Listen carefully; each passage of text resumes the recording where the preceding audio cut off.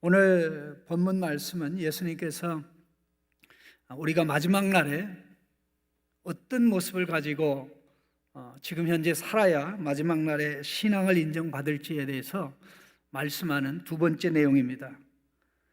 우리 지난주에는 5장부터 7장까지 산상수훈에서 말씀을 나눴습니다. 주여 주여 하는 자마다 천국에 다 들어갈 것이 아니요 하늘에 계신 내 아버지의 뜻대로 행하는 자라야 마지막 날에 영원한 새하늘과 새 땅에 들어간다라고 말씀하셨습니다. 오늘 예수님께서 말씀하시는 이 내용도 예수님이 가르친 두 번째 큰 가르침입니다. 5장부터 7장까지가 산상수훈 첫 번째 가르침, 오늘 10장이 두 번째 큰 가르침, 그리고 13장의 세 번째 큰 가르침, 그리고 18장의 교회에 관한 큰 가르침, 그리고 맨 마지막에 24장, 25장에 가서 종말에 관한 마지막 가르침이 나오는데, 그 핵심적인 내용은 우리가 하나님 나라의 복을 받았지만 하나님 나라의 복을 받은 우리는 잠잠한 자로 안 믿는 것처럼 신앙생활 할 수 없다는 것입니다.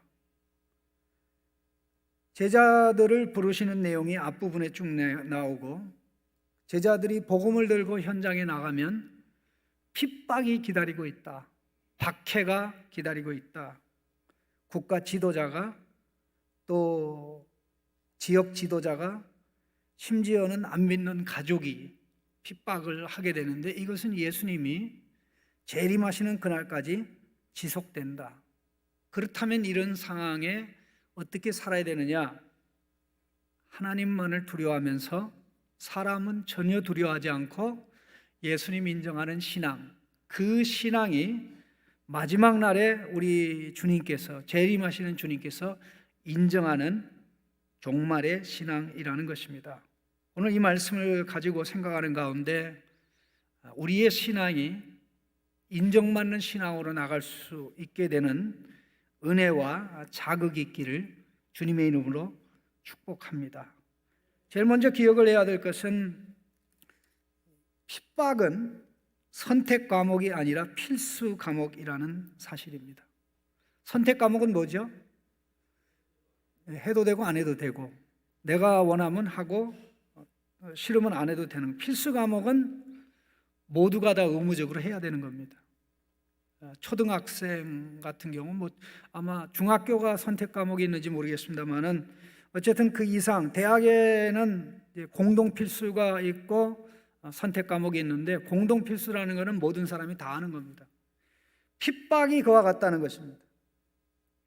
예수님이 12제자를 사역의 현장에 보내지만 실제적으로 이 말씀을 받고 사역의 현장에 나간 것은 아닙니다.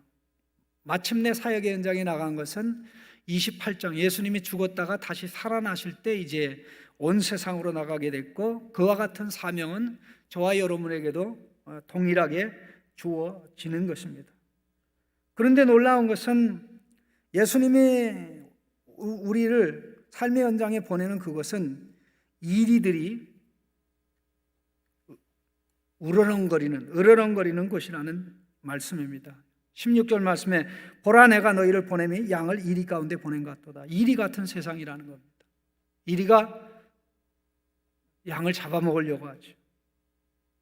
이리가 아니라 복음을 반대하는 사람들이 이리 역할을 합니다. 지역 지도자, 국가 지도자, 심지어는 가족, 안 믿는 형제 자매. 21절에 장차 형제가 형제를, 아버지가 자식을 죽는 데 내어주며 자식들이 부모를 대적하며 죽게 하리라. 어디 가든지 어떤 상황이든지 이런 일이 지속이 됩니다. 자, 초대교회가 그랬습니다. 예수님 때문에 환영받은 것이 아니라 예수님 때문에 핍박받았습니다. 감옥에 갇혔습니다. 사도들은 복음으로 인해서 핍박을 받고 박해를 받았습니다. 왜 그렇습니까? 이거는 원래 하나님 나라의 복에 속한 핵심적인 내용입니다. 우리가 지난주에 산상수훈을 말씀하는 게 9가지 복, 하나님 나라의 9가지 복을 간단히 언급했는데 9가지 복 중에 8번째하고 9번째가 뭡니까? 바로 그게 핍박과 관련된 내용이거든요. 의를 인하여 핍박을 받는 자는 복이 있도다. 하나님 나라가 저희의 것이요. 사람들이 나 때문에 너희를 욕하고 비방하고 또 너희를 것으로 온갖 악한 말을 할 때 너희에게 복이 있나니. 하나님 나라의 복은 하나님이 우리에게 해 주시는 것 1번부터 7번까지 하나님 나라의 복, 하나님 우리에게 다 해 주시는 겁니다. 그런데 그 복을 받지 못한 사람들은 그 하나님 나라의 가치, 하나님 나라의 그 귀중함, 소중함을 모르기 때문에 우리를 박해합니다.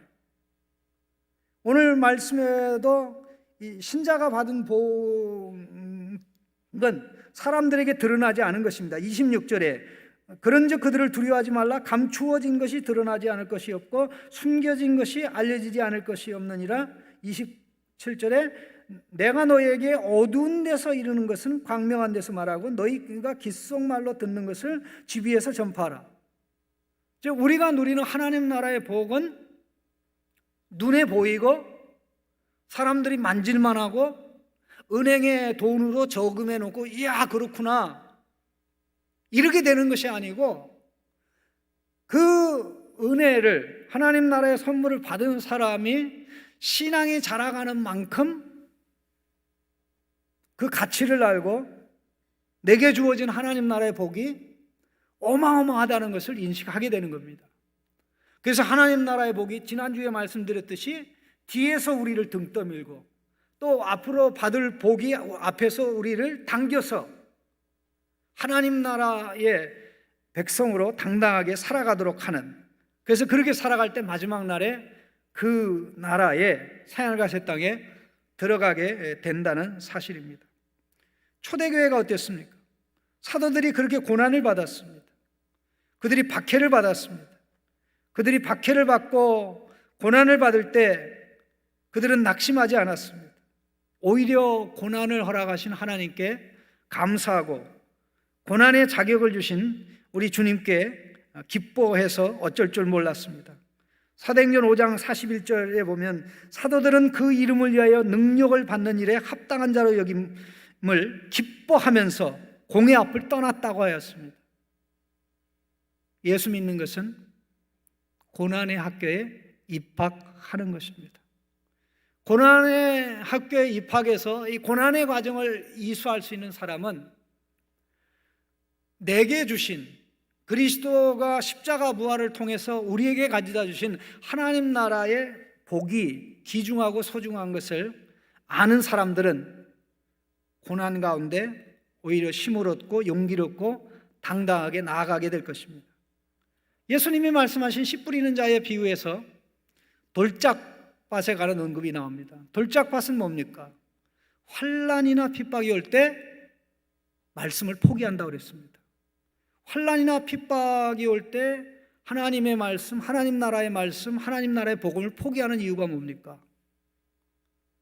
하나님 나라는 이런 상황에서는 가져야 될 이유가 없다라고 판단하기 때문에 그런 것입니다.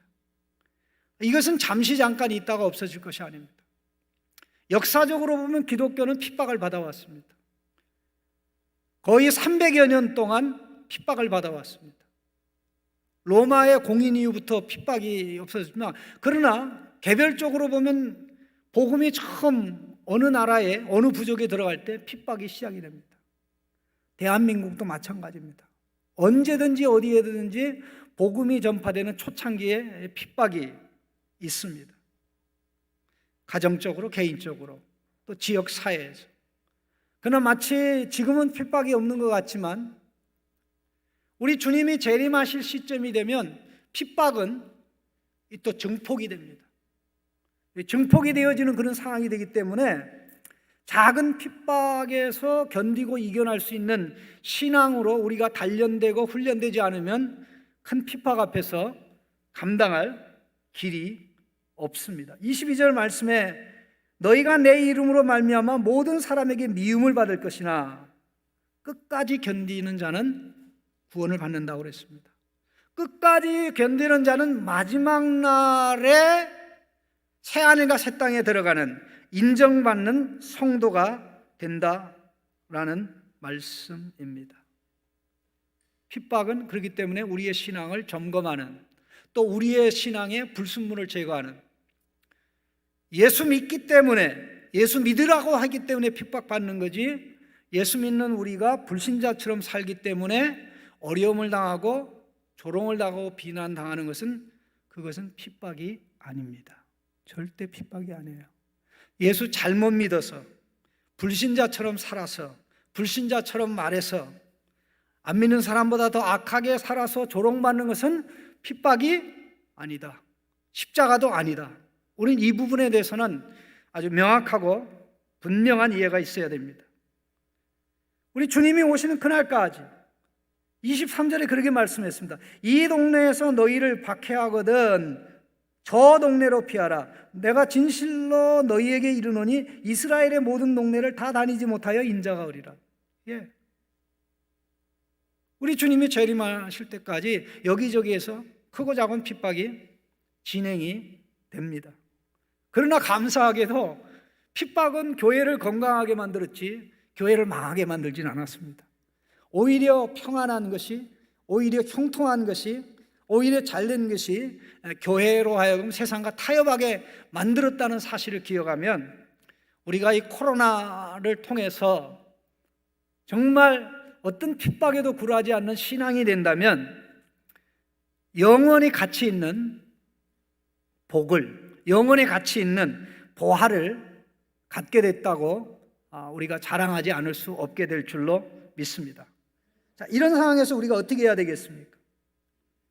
우리 주님은 핍박에 대해서만 말씀한 게 아니라 핍박을 말씀하면서 놀라운 위로의 말씀을 하셨습니다.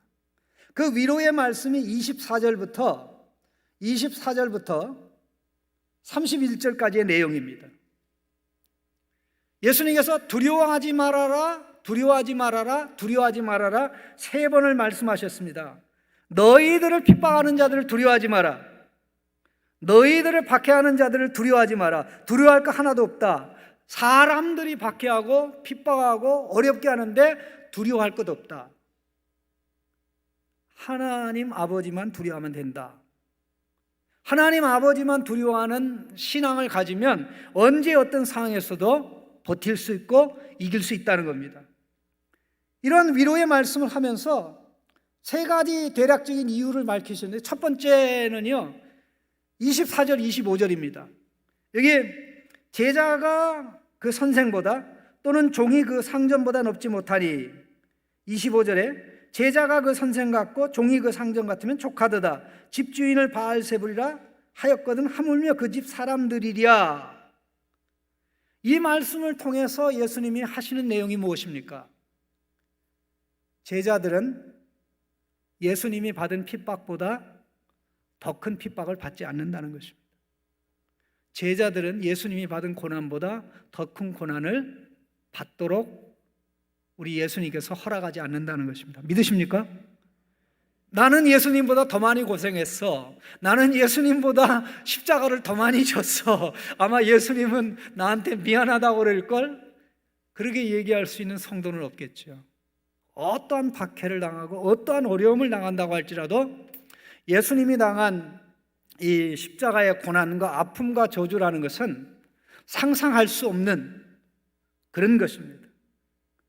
우리가 당하는 것은 그 작은 일부에 지나지 않습니다.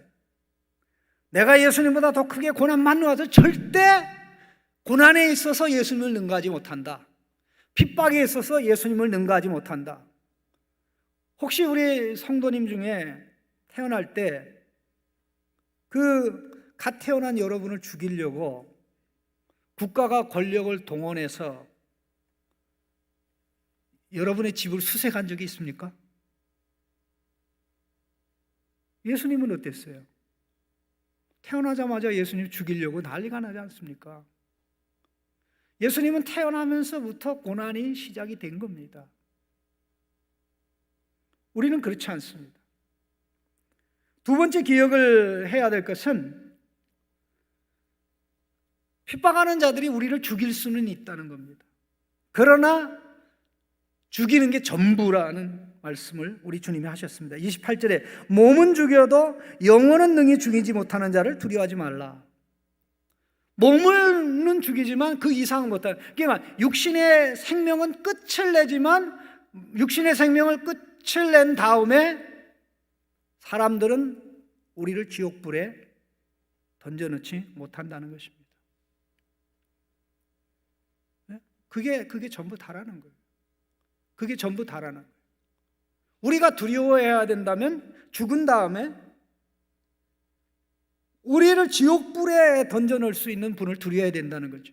그러니까 우리가 죽은 다음에 우리를 지옥에 던져넣을 수 있고 할 수 있는 능력이 있다면 그분 하나님 한 분밖에 없죠. 그런데 놀라운 사실은 그분은 누굽니까? 예수님 때문에 저와 여러분의 아버지가 되신 하나님이에요. 예수님 때문에 우리의 아버지가 되신 하나님이 우리를 지옥불에 던져 넣겠습니까? 그 하나님만 두려워하면 두려워해야 할 것이 없다, 염려해야 될 것이 없다.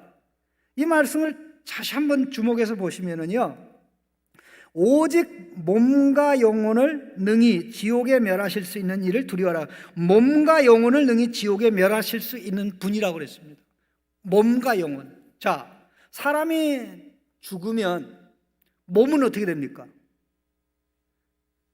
신자의 몸은 땅에 남고 믿지 않는 자의 몸은, 신자의 몸은 땅에 남고 믿지 않는 자의 몸은 어디 지옥불에 던져집니까? 그게 아니죠. 신자의 몸도 불신자의 몸도 이 땅에 남아요. 매장하거나 화장합니다. 그런데 오늘 본문에는 오직 몸과 영혼을 능히 지옥에 멸할 수 있는 분이라고 그랬습니다. 그러면 언제를 두고 하시는 말씀입니까? 지금 두고 얘기하는 게 아니라 마지막 날에 불신자도 다시 부활하고 신자도 부활합니다. 그럼 마지막 날에 부활한 다음에 어떤 사람들은 영원한 지옥불에 부활한 몸을 가지고 들어간다는 거예요. 그러니까 하나님만이 그렇게 할 수 있습니다. 그들에게는 부활이 복이 아니라 저주죠. 영원한 저주입니다. 사람을 두려워하면 결국 쫄게 됩니다. 쫄면 신앙을 감추게 됩니다. 신앙을 감추게 되면 어떻게 됩니까? 결국 나를 통해서 복음을 드려야 될 사람이 복음을 듣지 못해요. 나를 구원한 하나님의 복음의 말씀, 그거를 말하지 못하면 결국 그 말을 통해서 구원받아야 될 사람들이 구원받지 못하게 되는 일이 발생해요. 단지 사람들이 구원받지 못하는 것으로 끝나는 것이 아니라 우리의 신앙을 감춤으로 인해서 엄청나게 심각한 문제가 발생하죠. 그리고 세 번째 위로의 말씀은 바로 이겁니다. 너희는 많은 참새보다 귀하다는 겁니다. 참새의 아버지는 누굽니까? 하나님은 참새의 아버지가 되십니까? 안 되십니까? 참새의 아버지는 아니십니다. 우리만의 아버지 하나님이 되시죠. 예수님의 피공로로 우리의 아버지가 되셨기 때문에 그런데, 물론 참새들은 하나님이 지은 겁니다. 여기 참새 2마리가 하나사리온에 팔리지 않느냐, 그러나 너희 아버지께서 허락하지 않으면 하나도 땅에 떨어지지 않는다. 무슨 말입니까? 이 참새라고 언급된 것은 이게 작은 새를 가르칩니다. 식용으로 팔리는 새들, 옛날에는 먹을 게 많지 않기 때문에 새를 잡아서 먹었습니다. 아마 여기 나이 많으신 어르신분들 중에 시골에 사셨던 분은 아마 새를 먹은 기억이 있을 겁니다. 얼마나 배고팠으면 그렇겠습니까? 그런데 이 하나사리온은 얼마냐면요, 한 끼 식사를 할 수 있는 액수입니다. 한 끼 식사. 그 성경에 보면 성전에서 어떤 여인이 헌금했는데 2렙돈을 헌금했다고 그러잖아요. 2렙돈. 그러니까 렙돈 8개가 있으면 이 참새 한 마리 살 수 있어요. 이 지극히 작은 액수인데요. 참새 2마리가 죽임을 당하여 음식으로 팔려도 하나님이 참새가 죽는 것을 허락하지 않으면 참새가 죽지 않는다는 것입니다. 그런데 우리는 누굽니까? 우리는 머리털까지 다 세신받았다고 그랬습니다. 하나님이 우리의 생명을 주관하고 보호하고 지킨다. 우리는 많은 참새보다 귀하다. 참새 새 하나가 죽을 때 하나님의 허락 하나, 2마리가 죽을 때 허락 2, 3마리가 죽을 때 허락 3, 많은 새들이 죽을 때 하나님의 많은 허락이 필요한데, 우리가 신앙 때문에 목숨을 잃는 것은 하나님의 엄청난 뜻과 하나님의 엄청난 허락 없이는 일어나지 않는다라는 겁니다. 그 믿음 때문에, 신앙 때문에 죽임을 당하면 그게 뭡니까? 그게 순교죠. 아무나 순교하나요? 제멋대로 살다가 나 예수쟁이라고 그런 사람이 순교하나요? 그거 아니거든요. 우리는 순교한 사람을 불쌍하다고 얘기하지 않습니다. 주기철 목사님, 손양원 목사님, 그 외에도 많은 순교자들이 이 땅에 있는데 그분들을 보면서 그분들의 신앙을 본받기를 원하지, 불쌍하고 가련한 사람들 왜 저렇게 예수 믿어가지고 참 개죽음만 못한 죽음을 당했어? 우리 그렇게 하지 않습니다. 하나님이 허락해야 순교적인 죽음이 일어나는데, 어찌하여 신앙 때문에 죽을까봐, 믿음 때문에 죽을까봐, 복음을 전하다 죽을까봐 두려워하느냐? 두려워하지 말라. 얼마나 위로가 되고 힘이 되는 말씀인지 모릅니다. 우리가 신앙을 감추면 감출수록 하나님은 너는 신앙을 부끄러워하는구나, 신앙의 가치를 모르는 것이죠. 우리가 지혜롭게 믿어야 됩니다. 뱀처럼 지혜롭고 비둘기처럼 순결할 필요가 있습니다. 뱀에 대해서 좋은 말 유일하게 한 것이 오늘 본문에 딱 한 번 나오는데요.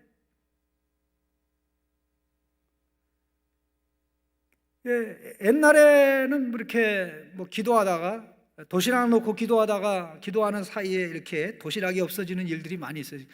핍박하고 박해서 그런 게 아니라 예수 믿는 애들 장난치려고 친구가 그냥 갖다가 감춰놓고 그런 거라니까 그랬는데, 어느 날은 그 애가 집에 와가지고 엄마 나 내일부터는 학교 가서 도시락 먹기 전에 기도 안 할래요. 그러니까 내가 기도할 때 내 도시락이 없어진다고. 그러니까 애들이 그런데요, 네 도시락도 지켜주지 못하는 하나님을 왜 믿냐고.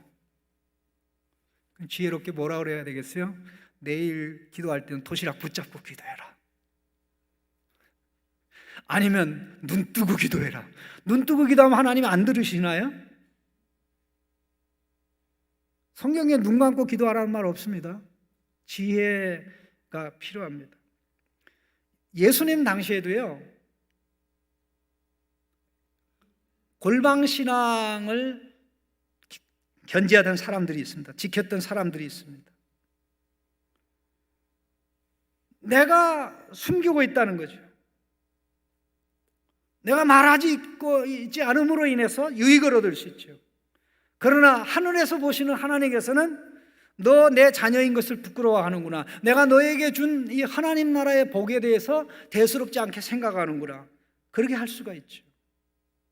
자, 가장 중요한 부분이 결론 부분입니다. 32절 같이 읽겠습니다. 32절입니다.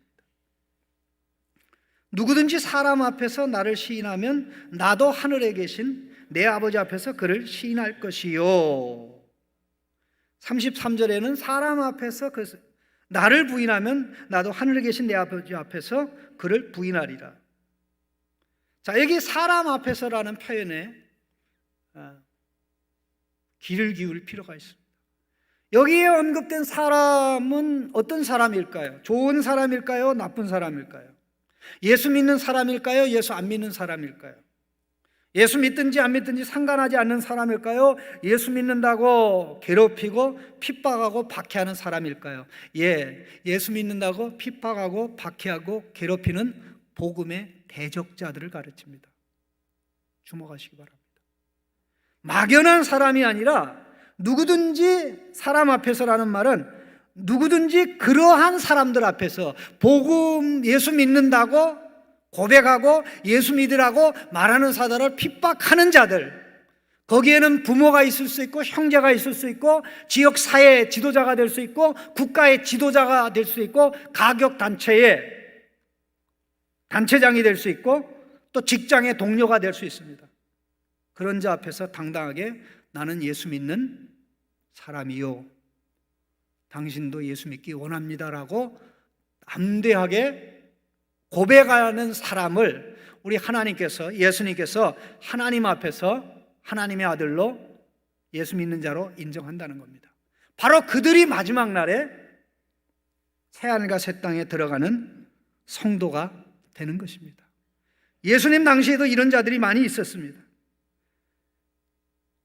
성경 구절을 좀 잠깐 간단히 두 군데를 보기 원하는데요. 요한복음 9장 22절을 한번 보시죠. 화면에 준비되어 있습니다. 같이 한번 읽어보겠습니다.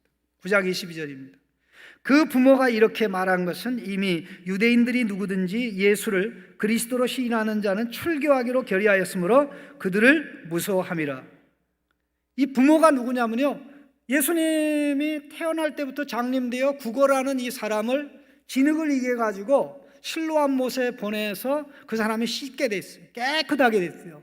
그래서 그들이 너무 신나가지고 예수님이 나를 치료했다, 당신들도 예수 믿으라, 이렇게 얘기하니까 너 그 맹인 아니야, 너 그 구걸하던 그 맹인 아니야, 너 그 예수님 나쁜 사람인데 왜 그래? 그렇게 하는데도 돌이키지 않고 내가 그 사람 맞다라고 얘기하니까 이 사람을 그 부모에게로 데리고 가면서 확인을 한 거예요. 이 사람이 내 아들 맞냐? 그러니까 왜 우리한테 물어봐요? 제가 애도 아닌데. 그 이유가 뭐냐면요, 예수님을 공적으로 인정하면 해당에서 쫓겨날까봐 불이익당하기 싫어서 그렇게 한 겁니다. 이게 예수 믿는 건가요? 예수 믿는 게 아니라는 거죠.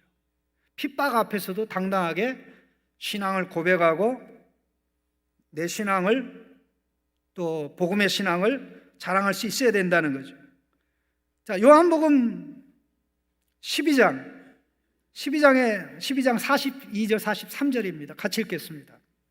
그러나 관리 중에도 그를 믿는 자가 많되 바리새인들 때문에 드러나게 말하지 못하니 이는 출교를 당할까 두려워함이라. 그들은 사람의 영광을 하나님의 영광보다 더 사랑하였더라. 많은 바리새인들이 예수 믿었어요. 그런데 숨겼어요. 왜? 불이익 당할까 봐. 해당해서 예수 믿는 사람 더 이상 오지 마. 해당의 공식적 입장은 예수님은 그리스도가 아니야. 그렇게 이야기하니까 얌체신앙, 골방신앙, 자기만 아는 신앙을 가진 자들이 있었기 때문에 예수님께서 그 신앙은 인정하지 않는다는 겁니다. 하나님께서 우리에게 너무나 좋은 기회 주셨습니다. 예배드리는 것도 어렵고 모든 것이 어려워지는 이런 상황에 나는 예수 믿기 때문에 예배드린다. 나는 누가 뭐래도 이 길이 옳은 길이고 이 삶이 영원한 삶이라는 것을 알기 때문에 나는 인정하며 살겠다. 실수로 우리가 예수님을 부인할 수 있어도 의도적으로 반복적으로 부인할 수는 없습니다. 그렇게 살아가면 마지막 날에 네가 나를 사람들 앞에서, 특별히 핍박자들 앞에서 부인했기 때문에 너는 내 아들 아니야, 너는 나를 믿은 자가 아니야, 너는 새하늘과 새 땅에 들어가지 못해. 이런 성도가 아니라 핍박을 이기고 역경을 이기고 어떤 상황에서도 믿음의 길을 굳건히 가는, 하나님이 우리를 지키고 보호하고 하나님이 우리의 아버지시고 예수님이 우리를 아들, 딸 삼으셨기 때문에 이런 삶을 우리가 얼마든지 당당하게 살아갈 수 있는 줄로 믿습니다. 하나님 감사합니다. 핍박에도 불구하고 믿음을 굳게 잡고 살아가는, 쫄지 않는, 두려움에 빠지지 않는 성도들 되도록 복 내려 주옵소서. 예수님의 이름으로 기도하옵나이다.